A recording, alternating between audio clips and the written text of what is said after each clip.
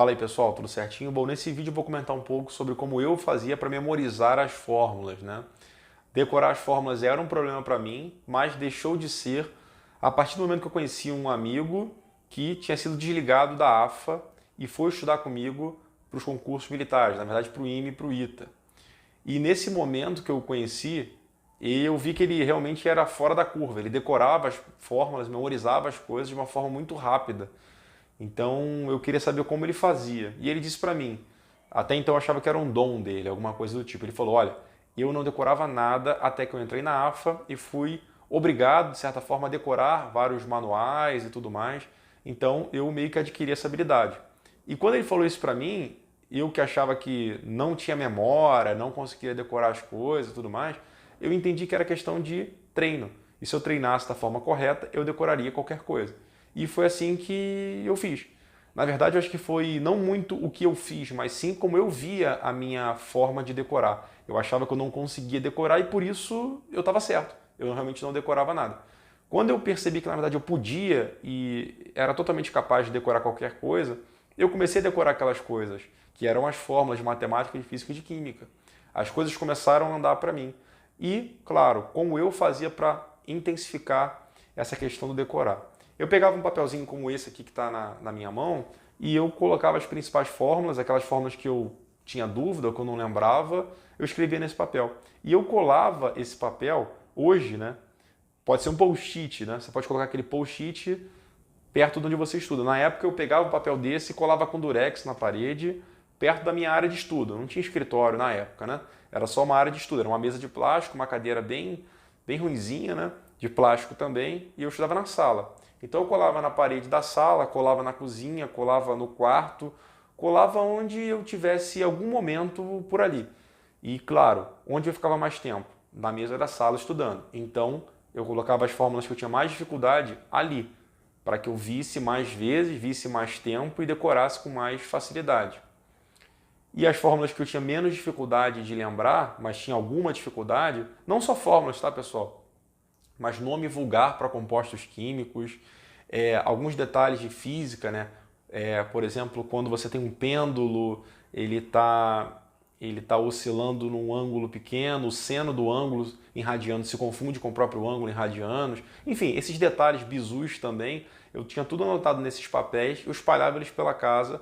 Então toda vez que eu passasse por ali, eu parava e lia, né? Isso também funcionava para palavras em inglês. Então eu estava todo dia, né, sendo exposto a esse tipo de informação com muita frequência. Então, naturalmente, eu ia aprendendo, eu ia internalizando aquilo. Outra coisa que eu fazia também, além de internalizar muito, era contar isso para algum amigo meu. Então, eu estudava junto com alguns amigos, eu sempre contava, pô, eu vi tal coisa, eu aprendi tal coisa, aprendi tal palavra, pô, sabe aquela fórmula de cabeça? Fala aí para mim. Então, isso ajudava muito. E a terceira e última coisa que me ajudou muito a decorar as fórmulas foi fazer muitos exercícios, muitas questões de nível fácil. Existem questões que basicamente é só você aplicar a fórmula e geralmente quando você está pegando um livro, uma apostila, existem várias delas, né? Coisa de, às vezes, centenas de questões iguais que é só para você aplicar a fórmula.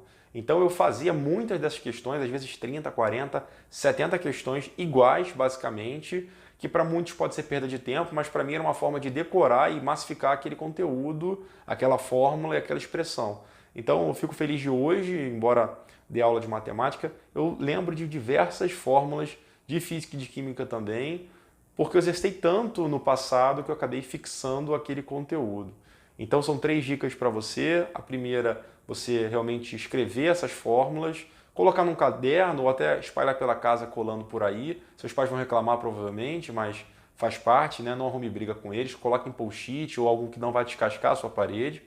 A segunda dica, fale com um amigo. É importante você trocar essa ideia, até porque talvez ele não saiba de uma fórmula ou tenha dificuldade para decorar aquela fórmula e ele vai te contar uma fórmula que talvez você tenha dificuldade para decorar. Então essa troca pode ser muito positiva para os dois, né?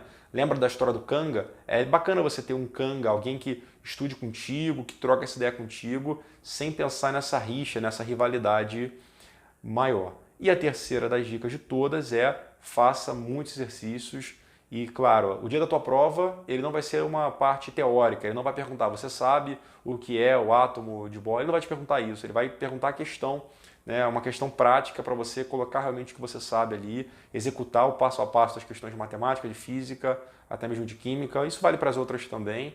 Então é muito importante você, além de entender bem a teoria, você também entender bem as questões. Espero que você tenha gostado, espero que isso tenha te ajudado de alguma forma. E o principal, que isso vá te ajudar de alguma forma. Acredite muito que você pode sim decorar as coisas, basta fazer da forma correta. Existe um aplicativo também bem interessante chamado Anki, existe para Android também, além de para iPhone, em que você pode colocar palavras ou fórmulas ou expressões ou qualquer coisa que você queira e ele vai te lembrando de tempos em tempos.